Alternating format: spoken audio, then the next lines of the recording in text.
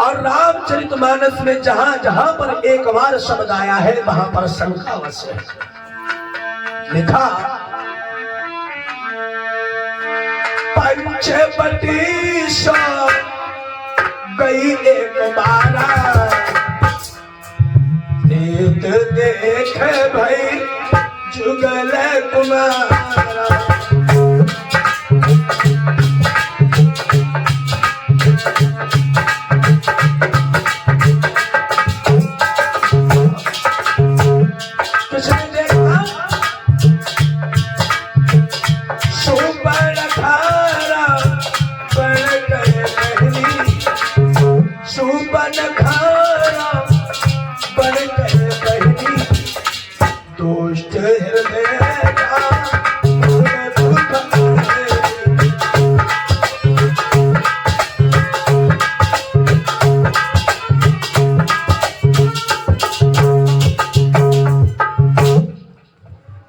पंचवटी सो गई एक बेरा देख सुमल भाई जुगल कुमारा। जब राम लक्ष्मण को देखा शूर्पणखा रावण के बहनी दुष्ट हृदय दारुण दुख अहनी। अहनी बोलते हैं सर्प के लिए नागी अहनी। रावण की बहन शूर्पणखा घूमती हुई जंगल में चलती चली गई। कहां पहुंची? पंचवटी। अब पंचवटी में जैसे ही गई मेरे भैया तो पंचवटी में मर्यादा पुरुषोत्तम श्री राम सीता के साथ में लक्ष्मण भैया बैठे हुए थे। तो जब जाकर के पहुंची प्रभु श्री राम को देखा। प्रभु श्री राम से कहने लगी, राधे श्याम जी दिख रहे। कहने लगी देखो कितने सुंदर हो तुम, इसलिए ऐसा करो मेरे मनोकामना को पूर्ण करो। तो प्रभु श्री राम ने दो हाथ जोड़े। प्रभु श्री राम कहने लगे देवी देखो हमारी शादी हो चुकी है ऑलरेडी और हमारी पत्नी हमारे पास में बैठी है, इसलिए जो तुम्हारी मन की इच्छा है ना विवाह वाली वो मैं पूर्ण नहीं कर सकता। तो लक्ष्मण की तरफ देखा, लक्ष्मण थे खाली बैठे हुए। तो शूर्पणखा लक्ष्मण की तरफ पहुंची, बोले चलो उनकी तो बारात हो गई और तुम तो अभी कुंवारे हो, इसलिए ऐसा करो तुम हमारे साथ में विवाह करो। ये राधे श्याम लिख रहे लेकिन गोस्वामी तुलसीदास ने क्या लिखा? बारात कैसे हो सकती है? योगी नहीं बनता, क्योंकि जब बारात की जाती है तो योग नक्षत्र सब देखे जाते कितने गुण मिलते हैं, लेकिन इनके कोई योगी नहीं है। कैसे? कहा नाम कहा लंका वाली,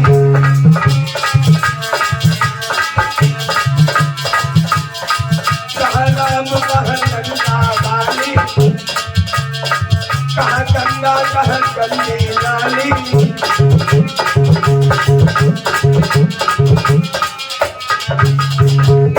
सोच तुलसी की प्यारी,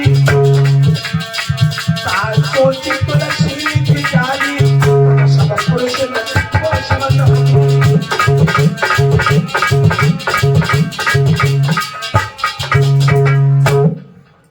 गोस्वामी तुलसीदास लिखते हैं कि जब शूर्पणखा आई कहती है मेरे साथ विवाह कर लो, ऐसे कैसे हो सकता है? कहा राम सूर्यवंशी, सूर्य के समान तेज से चमकने वाले, और कहा वो लंकिनी की बहन, लंकिनी जो है दशानन रावण की बहन है। कैसे योग हो सकता है? एक पुजारी व्यक्ति हो और एक मांस मदिरा खाने वाला हो, कैसे संगत हो सकती है? कहा राम कहा लंका वाली, और कहा गंगा कहा गंदी नाली। एक वो जल है जिसे लोग पीने के लिए तरसते हैं, स्नान करने के लिए तरसते हैं, और एक वो जल है जिसमें गलती से भी अगर नाली में व्यक्ति का पैर पड़ जाता तो जब तक उसे साफ पानी से धुल नहीं लेता तब तक चैन नहीं पड़ता। तो गोस्वामी तुलसीदास संबोधित करते हैं कि कहा राम है सूर्यवंशी और कहा वो लंकिनी, योग कैसे बन सकता है? पर शूर्पणखा का स्वार्थ है मालूम क्या? शूर्पणखा के पति का नाम था विद्युत, और वित्त जीव जो था पाताल लोक का निवासी था। तो वित्त जीव ये कहता था कि दशानन रावण को हम मार करके हम तीनों लोकों का राजा बन जाए, और रावण कहता था कि वित्त जीव को मार दे तो हम तीनों लोगों का राजा बन जाए। एक ही लोग छुटाए तो हमारे अंदर में है ही। देवता हमसे घबराते हैं, इंसान कोई हमारे सामने नहीं आता। और बच्चे जो पाताल लोक वाले तो वित्त जीव है, इनमें लड़ाई छिड़ी। तो शूर्पणखा जो वित्त जीव के पास स्वयं गई, वित्त जीव से कहा कि ऐसा करो कि तुम मेरे साथ में गंधर्व विवाह कर लो। जब उसने ये कामना रखी तो वित्त जीव ने सोचा कि भाई इसका भाई हमें मारना चाहता है, तो इससे बढ़िया इसके साथ बारात कर ले। भाई दुश्मन की बहन के साथ अगर हम बारात कर लेंगे तो दुश्मन कहेगा ये मेरा बहनों ये जीजा है, फिर कहां मारेगा। ये सोच करके वित्त जीव ने शूर्पणखा के साथ बारात कर ली, गंधर्व विवाह कर लिया पाताल लोक में। और इधर दशानन को पता लगा, दशानन ने उसे मारने के लिए अपने गुप्तचर भेजे, तो वो भी आया।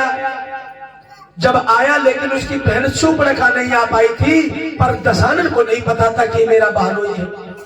शूर्पणखा से पहले ही वित्त जीव आ गया दशानन की सभा में। तो दशानन ने वित्त जीव ने सोचा कि अब तो भाई हमारे साले साल हो गए, अब तो संधि हो जाएगी, मित्रता हो जाएगी।